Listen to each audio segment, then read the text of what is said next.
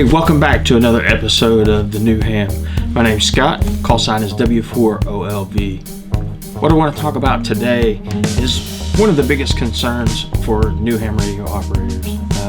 When I first got into ham radio, there were a lot of decisions to be made as far as equipment. Did I want to get a mobile unit first? Did I want to get a base station? Did I want to get a handheld? And there are a lot of different opinions across the board. Stay tuned. I'm going to give you my 2 cents and we're going to go from there.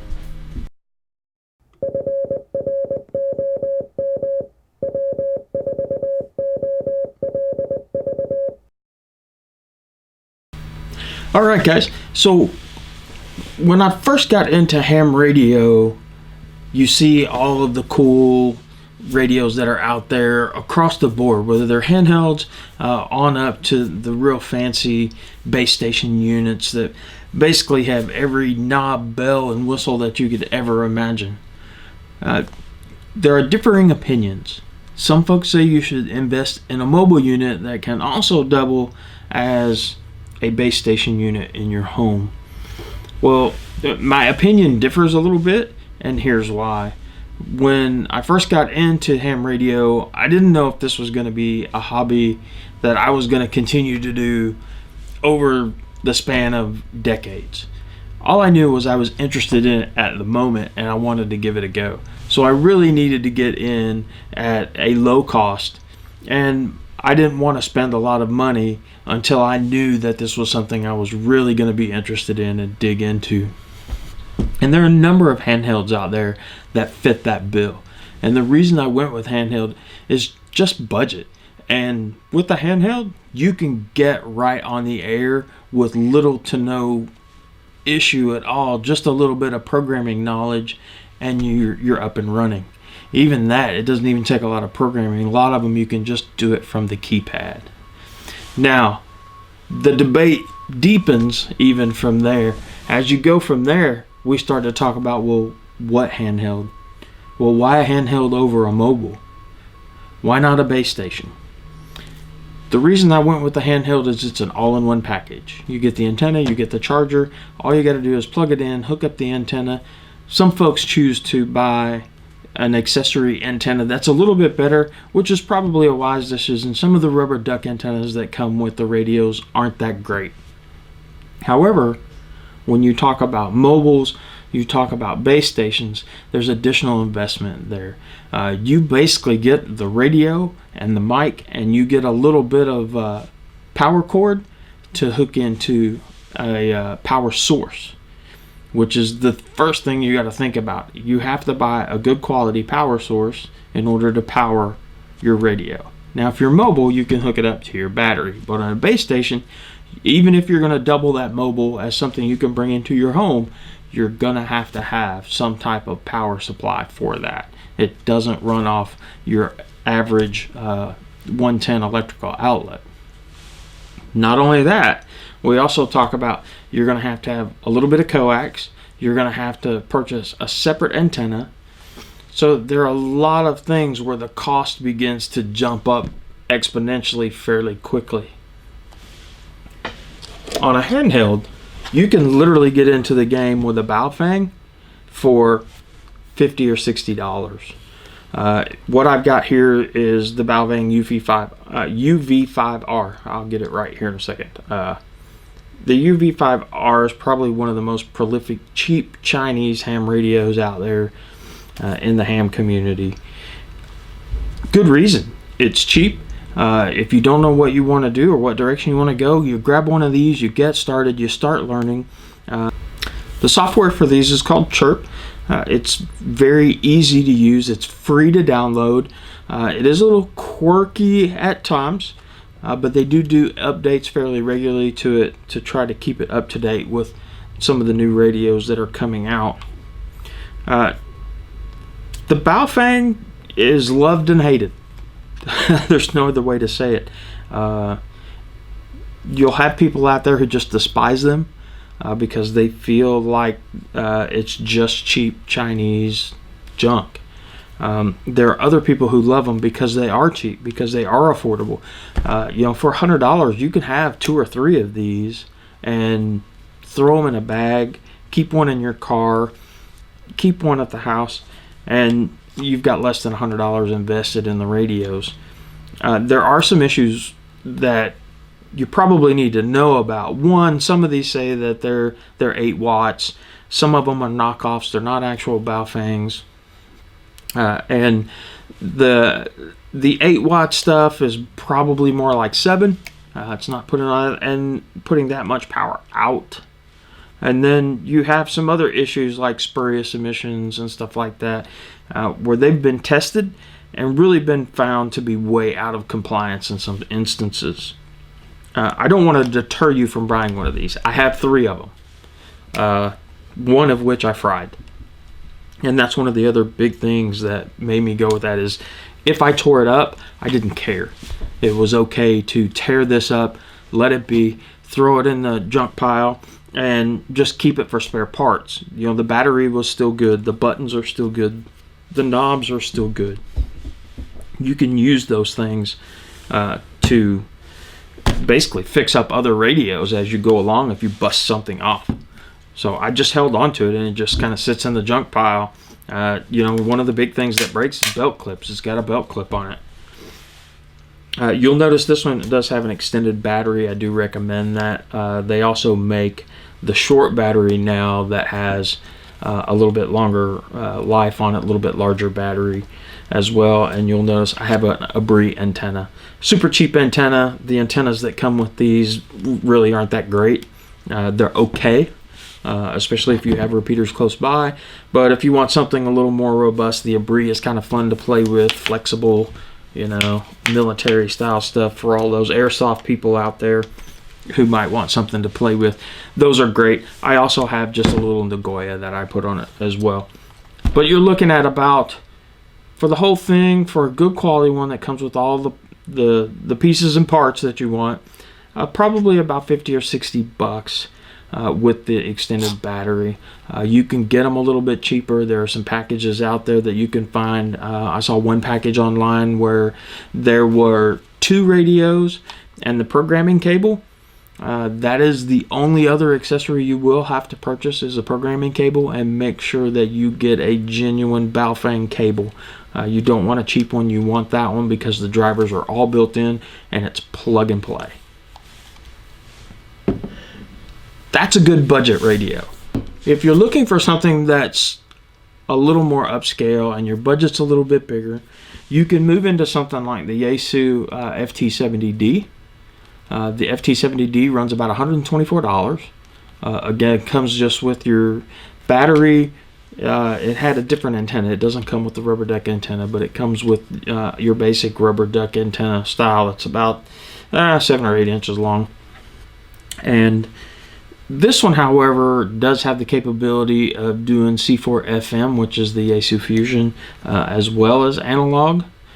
For the price of entry, this radio is really hard to beat. And it's really one of my favorites, or was actually my very favorite radio right up until my recent purchase, which I got for Christmas, was the FT3. And the reason I like the FT3 over the 70 now is the fact it's basically just a 70 with a few more features on there. However, price probably a little more price prohibitive for some folks who are being budget conscious. Now, moving on up, the FT-70 is about $124, and then I'm going to give you another budget option here in a minute, but I purchased a BTech DMR radio. It also does analog. This one was about $170 to $180. I've seen it as much as $208 on Amazon, but a very robust radio. It gets you into the digital game just like the FT-70 does, but it's DMR, so there's a little bit of work you got to put into building a code plug for these. And I will tell you my story about this. My very first purchase of a radio was actually a Retevis DMR radio, and I sent it back. I started to build a code plug only to find out that through some research, I had one repeater in my area that did DMR at my previous location. I've since moved, and DMR is much more prevalent where I'm at now than where I was. So you kind of have to do your research up front. You don't want to go out and buy a $500 D-Star radio only to find out you don't have any D-Star repeaters in your area. And that was one of the big mistakes that I made, was jumping into DMR, because I saw a couple of videos and I thought, that's what I want to do. I want to get into DMR. I want to be able to talk around the world. And no, you have one repeater. So I gave it up. I sent it back. I got the Baofengs and went from there. The reason I grew into Yaesu was because what I came to find out was, while there weren't very many DMR radio or repeaters where I lived, there were plenty of Fusion and Wires X capable repeaters in my area and along my route to and from work. I traveled about an hour to and from work. So it made getting into Yaesu a much better decision for me. Now, we jumped from about $60 to $125. And when I say $125, that's ham radio outlet on the Yaesu FT-70. To the BTech, which is about $170, $180 on up to about $200. We look at the FT-2D, which is the predecessor to the 3D. This is a very full-featured handheld radio. And when I say that, this allows you to do Fusion. This allows you to have a Wires X node in addition to all the analog features. And in addition to that, much like the FT3, everything is touchscreen. So you have this super nice touchscreen here. Oh. And you have dual watch. So you can just basically go back and forth between the two very easily, just with the touch of a finger. Super easy to program. You will have to get the RT Systems software. You can get that off of Yaesu's site for free, but that's only the Windows version. I had to pay for mine because I only have a Mac. I don't use Windows, or didn't use Windows at the time. I now loaded Windows onto my machine. Had to turn my radio off there. So the hang on. So back to the FT2 real quick. So the FT2 is running about $359. So you make a big leap to get radio that's really full featured like this one is. Now, you can get the FT3 right now for $339. And these are ham radio outlet prices and gigapart prices. They're almost exactly the same, dollar for dollar at either place. DX Engineering is the third place that you can look at to do a little bit of price comparison. Occasionally they do their own in-house discounts, and you can save just a little bit if you shop around. The FT3 is super nice radio as well. It's full featured for the Yaesu Fusion Wires X. It too can be a node. They've added a few things. The first is it has a color screen. And for me, wearing glasses, the color screen seems to be a little sharper and a little easier to read. That doesn't mean I don't like the FT2 screen. I do, because this is actually a smaller screen than the FT2. The FT2 has a slightly larger screen. So I kind of like that versus the smaller screen, but the color makes up for the difference, and that's why I ended up purchasing this one. The other additions for the FT3 were the fact that it has Bluetooth. You can record on it, and the color screen. Again, you're looking at $339 for that particular radio. Full featured, very robust radio. You're looking at being able to do C4 FM, use it as a Wires X node.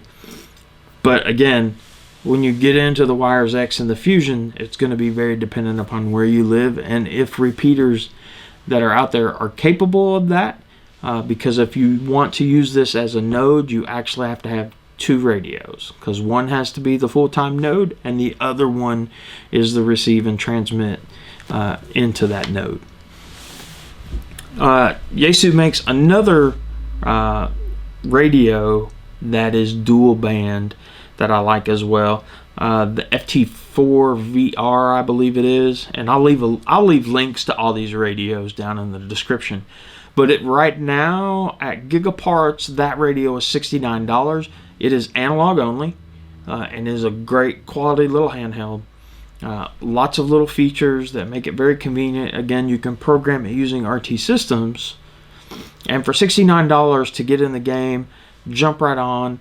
You know, most areas that I know have tons of analog repeaters around, so you can get in the game fairly inexpensively. That's the reason I like the handhelds versus trying to do mobile or trying to do a base station. Trying to do those others require a lot more investment. I will tell you, I've looked at some mobiles, but by the time you get done, you're well into $200 to $250 or more if you want to be able to use it inside your ham shack as well. So when you bring it into the shack, you got to remember, I've got to have a second antenna, I've got to have another power source, and I'm going to have some coax. Coax is pretty cheap, but still an expense. And antennas can be fairly cheap. You're probably going to drop at least $100 to $150 on getting a good quality power source for that. What I'm going to do is leave all of the links to all of this information down in the description, and there are 2 other things I'm going to tell you about. You want to look at Repeaterbook.com, and you want to look at RFinder.net. Both of those are going to help you locate repeaters in your area, and it will allow you to search to see what digital repeaters are also in your area, whether you have Fusion available, DMR, D-Star, because it varies from area to area. Again, it took a little trial and error on my part to figure out I couldn't do DMR where I was before, but now I can do DMR. But now guess what? I don't have any Fusion repeaters in my area. Fortunately, I'm able to work what I have as my own node, so I can still get into Wires X. So that's the advantage of having multiple Yaesu radios. Now I can talk on DMR, and I can even use a hotspot and cross over from Fusion to DMR. So there's some advantages to having both. I'm not a big D-Star guy because I've never lived anywhere where D-Star is actually available either. I've asked around, and I think there's 1 or 2 D-Star repeaters that are probably 60 to 70 miles away from my current location, so it doesn't make sense for me to invest in that. So take your time, look around, figure out what's in your area, or even what areas you travel through. If you're somebody who travels a lot, if you're somebody who has a long commute to work. My previous commute was over an hour long, so I commuted through a pretty broad range of areas. And what works best for you? Maybe you do need a mobile. If you do travel a lot, maybe you want a mobile rig that you can just leave in your car. Just know it requires a little bit more investment than what you're going to invest into a handheld. You're going to grow into this hobby. I've been in just a little over a year, and you can see I've already got multiple handheld radios. If you look over my shoulder, I've got basically just a little box setup. It's kind of a ham shack in a box, if you would call it. I have a Yaesu FT-991A, and I also have the FTM-400, and that is what I run as my node. Also, keep in mind, I do have kind of multiples of radios because my wife, if there's ever an emergency, I always make sure that there's a radio available for her and some instructions, so all she has to do is turn it on and she can reach me if there's no cell service or something happens. Guys, Again, check the links. Going to be a lot of links down there for you guys to be able to start shopping, look around, see what's right for you. I can't grow the channel without your help, so please take some time to share, like, subscribe, so we can grow our community here at TheNewHam. Also, leave your comments below. Tell me what you want to see in the future. Ask questions. I may not know all the answers, but I can tell you what, I'm going to be dogged about trying to find those answers for you, or getting somebody involved that can answer those for you as well. Guys, have a great day, and we'll see you next week.